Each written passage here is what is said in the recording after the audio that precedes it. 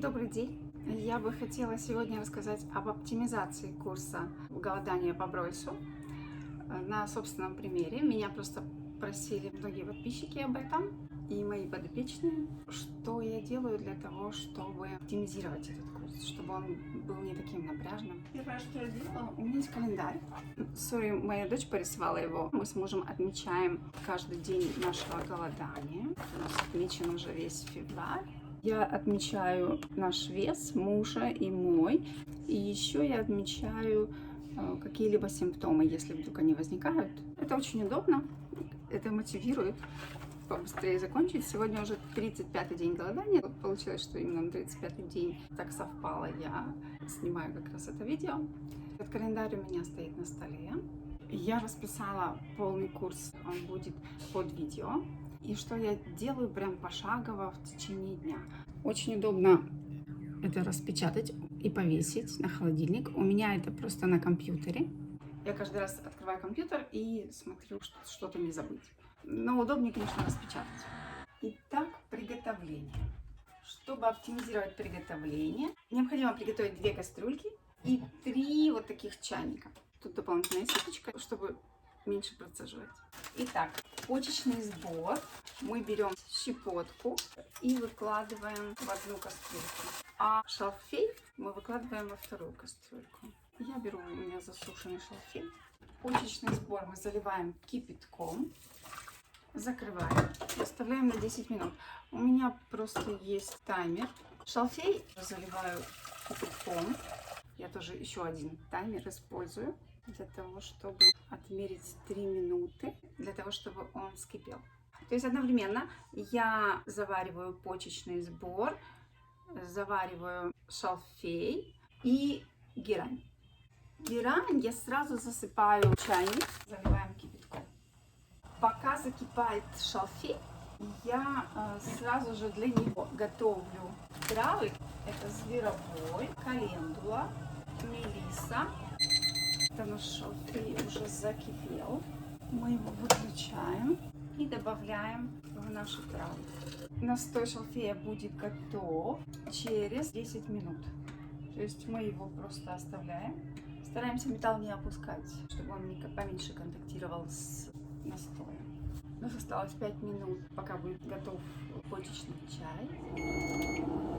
Это у нас прозвучал таймер, что почечный сбор готов.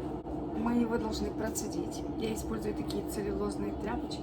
Очень удобно, очень хорошо процеживает. Не знаю, если они в продаже, то вообще везде. Почечный сбор готов. Мы просто сейчас его процедим. Почечный сбор, то, что мы процедили, оставшееся сырье оставляем в кастрюльке и заливаем горячей водой. Чайник я один за другим ставлю. 2 чайника у меня уходит где-то. Мы вдвоем пьем, поэтому чуть-чуть больше. Нам необходимо почечный жмых прокипятить в течение 10 минут. Опять же я ставлю себе на 10 минут. На голоде прохладно, поэтому я такая тепленькая. Такая очень забавная. Сейчас покажу. Чувствую себя хорошо. Сегодня 35-й день, но мы с мужем чувствуем себя хорошо. Во время голода происходят различные обострения каких-либо хронических заболеваний. У меня было, я, кстати, могу посмотреть на своем календаре, на 4-й день было появление слабости. На 2-й день у меня было воспаление десны.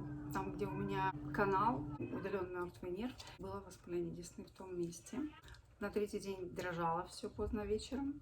На 5-й день у Тимы воспалились лимфоузлы. На 20-й день тоже обострение лимфоузлов у Тимы. Но через 5 дней чувствительность узлов начала уменьшаться. У меня на 30-й день гланды воспалились. Но через 2 дня начало все проходить. Я тоже визуально наблюдаю. У меня есть небольшая опухоль на ноге, такая маленькая шишечка. У меня было образование на губе.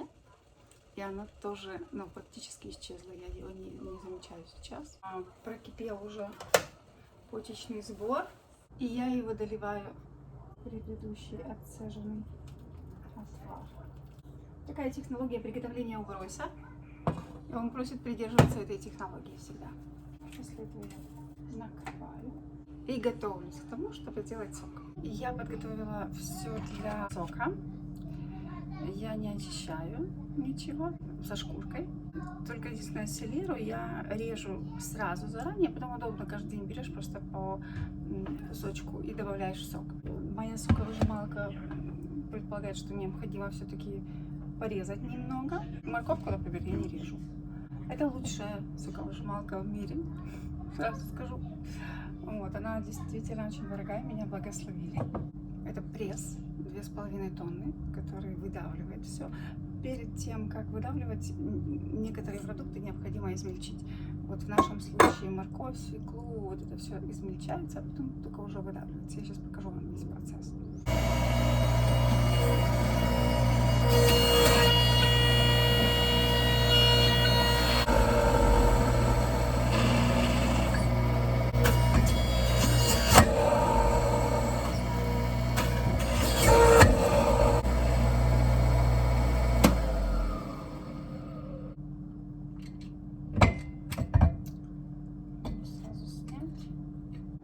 Pure Juicer.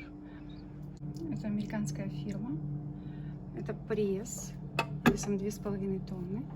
Я вот измельчила предварительно. И теперь я буду выкладывать вот на такую специальную тряпочку. Она очень плотная. И сверху ложу вот мою целлюлозу, то, что я вам говорила. Или как она, я не знаю из чего, но похоже на целлюлозу. Вот. И сейчас вы увидите, как я отжимаю сок. Мы выкладываем наш жмых на такую тряпочку. Заворачиваем. Заворачиваем второй раз. Основной материал. И выкладываем под пресс.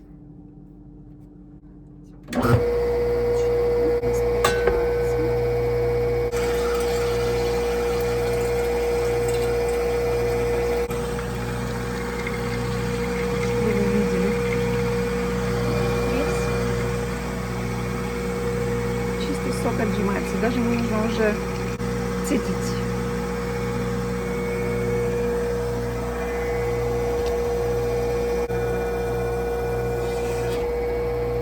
Тряпочки сейчас буду мыть. А вот внутреннее содержимое можно сразу или выкидывать, или оставить на суп. Или готовить какие-нибудь новые блюда. У меня первое голодание. Была такая фишка. Придумывать блюда из жмыха. Жалко было выбрасывать. Органический все-таки как-никак. Итак, полный курс голодания делается таким образом. Рано утром, прежде всего, необходимо выпить медленно полчашки холодного почечного чая.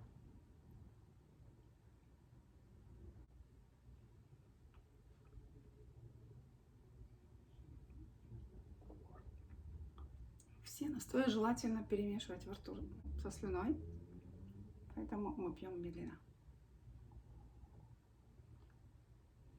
Через полчаса или час мы будем пить настой шалфея. Для оптимизации приготовления супа я использую такую штуку, измельчитель, для того, чтобы лук измельчить. Это за 1 секунду делается. Сейчас покажу. Лук мы измельчаем вместе со шкуркой.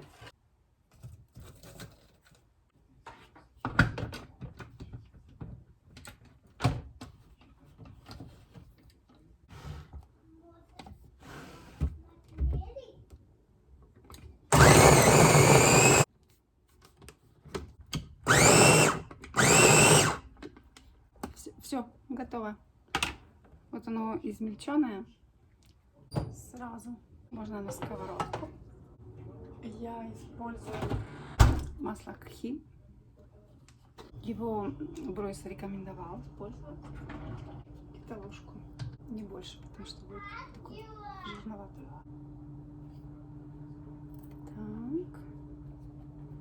Так, высыпаем.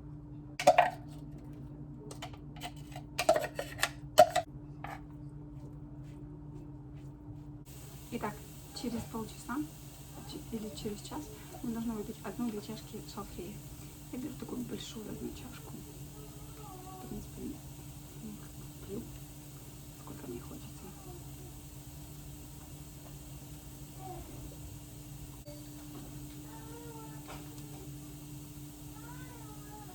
Так, лук у нас достаточно золотистого цвета. Параллельно я беру жмых и готовлю овощной бульон. В отличие от прошлого раза я не добавляю бобовые. Это растительные протеины, и поэтому это нежелательно. Я добавляю брокколи. Могу добавить немного кумина. Могу добавить карри. Там куркума. Это очень полезно. Вообще восточные специи очень полезны. Сушеного базилика. Ну, можно вообще каких-нибудь там трав прованских тоже добавить. Петрушки. Лавровый лист. И заливаю все горячей водой. Лук я тоже заливаю водой, чтобы он сам варился. Как Бройс пишет, пока он не разварится. Пока занимаемся готовкой, мы можем употребить для поддержания сердечной деятельности настойку боярышника.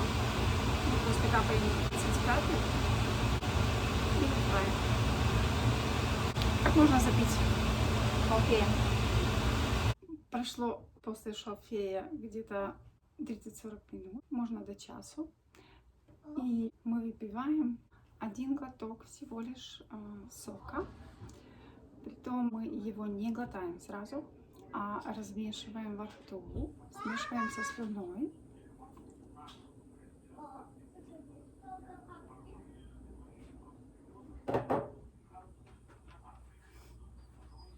Мы тщательно смешали со слюной и после этого только проглотили. Ну и сразу следующий глоток мы не берем. Мы делаем небольшую паузу и чередуем этот сок с шалфеем. Ну вот, лук у нас уже разварился достаточно. Мы берем, добавляем эту смесь в наш бульон. Разваренный лук. Буквально доводим до кипения и выключаем. У нас пошло полчаса после последнего глотка нашего сока. В перерывах мы пьем шалфей. Тоже по глотку. И следующий глоток сока. До обеда за минут 20, полчаса мы употребляем полчашечки почечного чая.